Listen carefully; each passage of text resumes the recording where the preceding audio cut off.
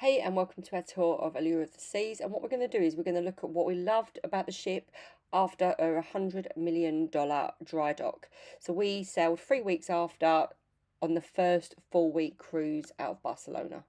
So I filmed this on the last sea day so you can see what the ship's like when it's busy and there's lots of people about. I've tried to cut people out where I can, but it's nice to see what the ship's like when there are people on it. So we're going to start here with the Royal Promenade, because for me this is what sets Royal Caribbean above other cruise lines. So we've got Boleros here down at the end of the promenade. We loved Boleros. If you like a quiz, then they do a pop quiz or a music quiz every night, and it was brilliant. So that's a really good place to check out. And then we're going to work further down and we're going to look at some of the quirky art as well. So on the left here, if you look, you've got like it looks like a New York house. And if you look there, the styling is brilliant, and you've got a little dog peeking down into the basement. And there's a few little features like this along the Royal Promenade, so we're going to point some out to you today.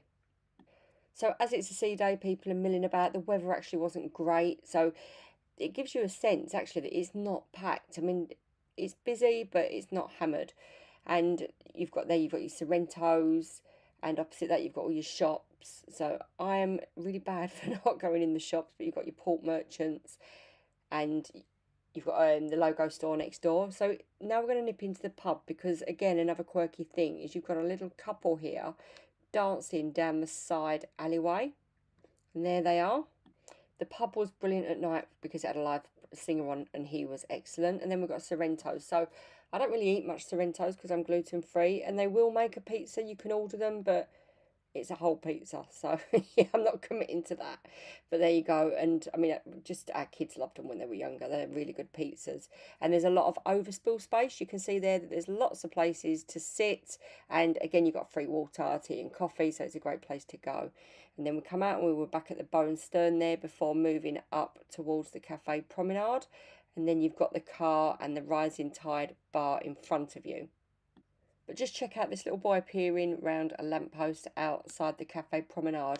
And it's things that you'd miss, but there's so much to just look at. So this is just a little video I've inserted here of just before we rose the rising tide. So I did it on a stop motion.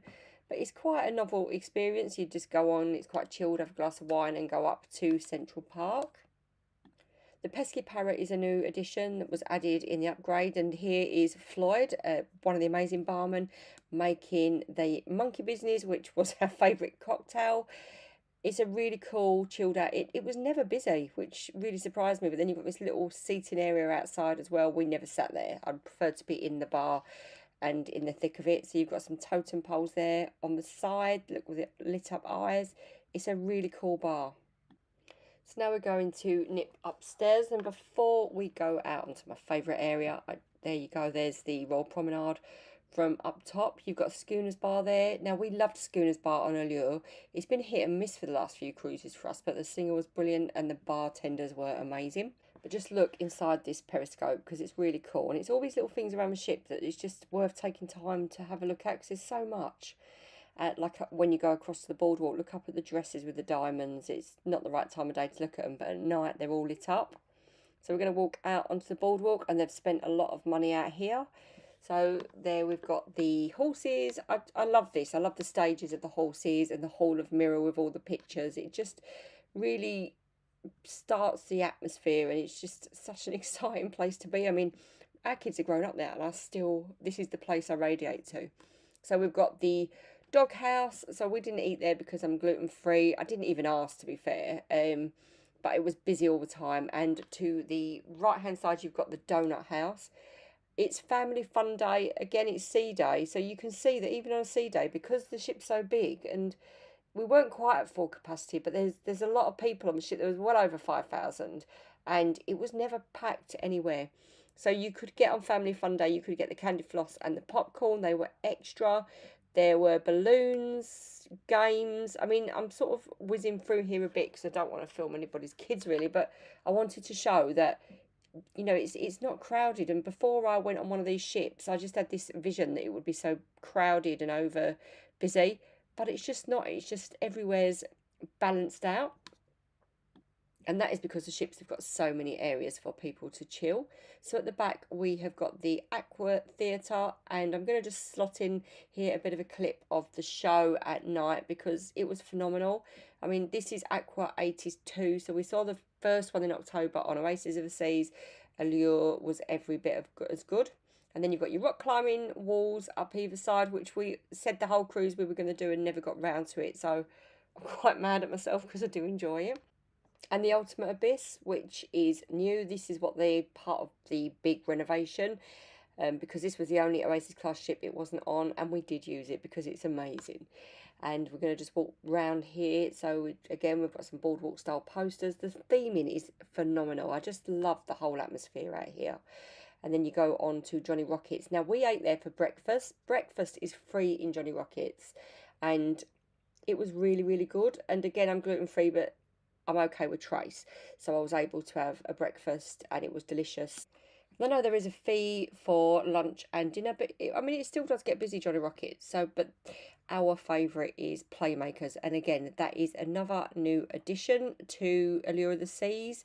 And it's a sports bar, but it does burgers and wings, and there's lots of games, so you can sit at your table and play games, Jenga and Connect Four. But there's also some table games, so you've got the foosball and you've got a pool table around the back. So we'll have a peek, but there's kids playing in there, so I don't want to go in and video them. But yeah, as I say, this is a sea day, so I just love the fact that it's so chilled out and spaced out.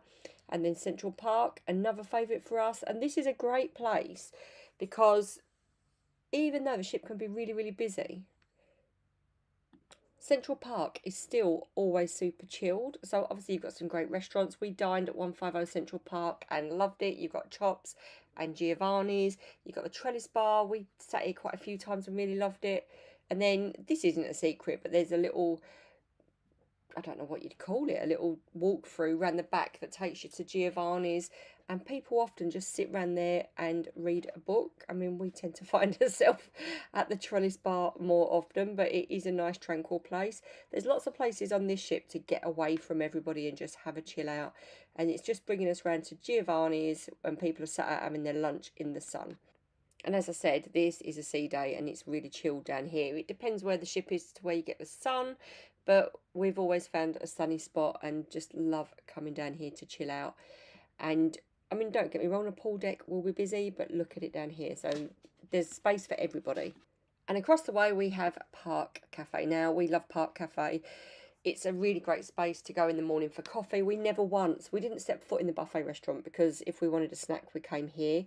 And there was always pots of melon, which I've got a bit of an obsession with, just being able to grab a snack, and I want it to be healthy.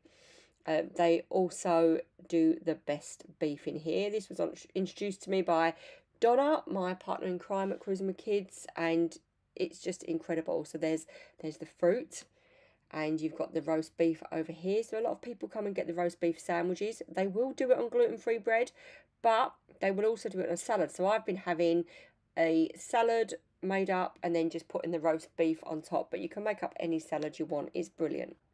And across the way, you've got the coffee bar. So this is if you've got a drinks package or you pay extra, you can get your coffee and juice. But there's free juice and water there. And then across the way here, you've also got your free tea and coffee. So you don't have to have the package.